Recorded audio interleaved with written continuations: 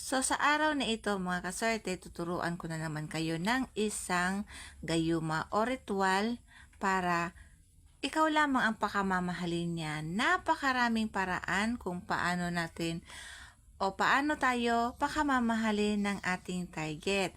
Kumbaga kung dumadaan ka sa isang mga pagsubok na hindi kayo nagkakaunawaan, ay hayaan mo lamang siya. Ang gawin mo, gawa ka lang ng gawa ng kahit na anong ritual. Kahit ilang ritual, ang gawin mo sa inyong target ay pwede mo itong gawin. Ngunit mag-iingat ka na dapat walang nakakaalam sa kahit na anong ginagawa mo, lalo na ang inyong target. So, ang gagawin nyo lamang mga kaswerte para lubos-lubusan kang pakamamahalin niya at kumbaga makasigurado ka na kahit malayo ang inyong target, ay ikaw lamang ang mamahalin niya. Napakasaya sa ating puso na tayo lang ang minamahal ng ating target. So, ang kailangan mo lamang dito ay kandila. Kahit anong kulay ng kandila ay pwede. Pero ang nirekomenda ko po, pagdating sa mga spell ay kulay pula. Kung wala kang pula, puti na lang ang gamitin mo kasi ang puti ay pangkalahatan. Kahit saan pwede mo gamitin ang puting kandila kung wala kang pula. Ngunit kung meron pula, pula po ang inyong gagamitin. So una, at kailangan nyo rin po ng isang pin. Kahit anong matulis niyan ay gamitin mo. Kailangan nyo po ng papel na malinis. Isulat mo dito ang tunay na pangalan ni target.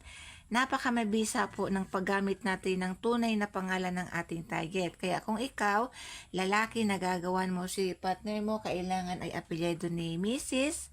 ni target mo nung siya ay dalaga. Tandaan nyo po lagi, ang apelyido ni Mrs., pagkasal siya, apelyido niya sa asawa niya ay hindi yon kasama sa pagkatao niya. Kailangan apelyido niya nung siya ay dalaga. So, malinaw po yan.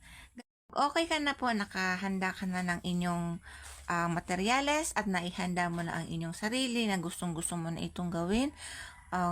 Lubos ang inyong paniniwala. Ang gawin mo mga kaswerte, lawayan mo itong pangalan ni target. Ang laway po natin, napakamabisang panggayuma o pangpaamo sa isang tao. So, lalawayan mo ito, yung babasain mo lang yung pangalan ng target mo, babasain mo ng inyong laway.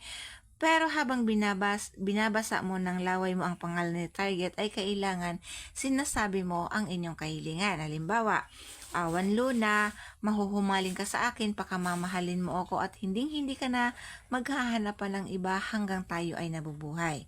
Pagkatapos po niyan, pag nabasa na iyan ng iyong laway, kumuha ka na po ng cinnamon powder. Kung wala ka pong cinnamon powder, pwede ang asukal. Yun na lang po ang gamitin mo. Pero ang maganda po sa mga love spell ay asukal, cinnamon powder at honey. Napakamabisa po niyan sa mga love spell. Pagkatapos, pag dibabasa na ito ng inyong laway, pudburan nyo na po siya ng cinnamon powder. Kung wala kang cinnamon powder, ay pwede ang asukal or pwede rin po ang honey.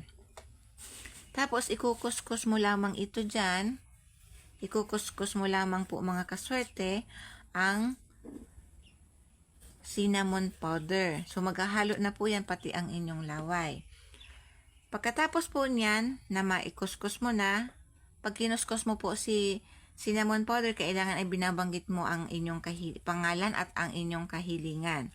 Pagkatapos, tupiin mo na ito, papasok sa iyo. Huwag ka na pong mamumroblema kung ano man ang trato sa inyo ng inyong target. Ang gawin mo, gawan mo na lang siya ng kahit na anong ritual para pakamamahalin ka niya o bumalik siya sa inyo kung ano po ang inyong kahilingan. Pagkatapos, tusukin mo lamang ito ng pin.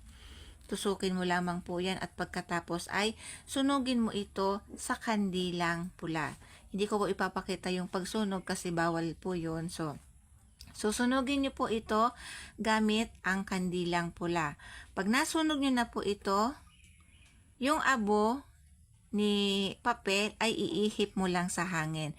Pansinin nyo po mga kaswerte, pag cinnamon powder ang inyong ginamit o ang asukal, pag sinunog mo siya, napakabango sa pakiramdam. Parang, alam mo yung parang nakakagayuma yung amoy ng cinnamon powder or ng asukal. Kaya mabisa po yan na ginagamit sa mga love spell at proven na po yan mga kaswerte. Marami na po ang gumagamit nito at mas kahit na ako ay nasubukan ko po ito mga kaswerte. So pagkatapos, gagawin mo nasunog mo na ito, ihip mo lang sa hangin yung abo at gagawin mo ito sa araw ng Martes o kaya Biyernes. Pwede mo itong ulit-ulitin kada Martes or Biyernes kahit na anong oras, pwedeng umaga, pwedeng hapon, pero mas okay po pag umaga. Haharap ka lang sa silangan, tapos ulit-ulitin mo lamang po ang paggawa nito.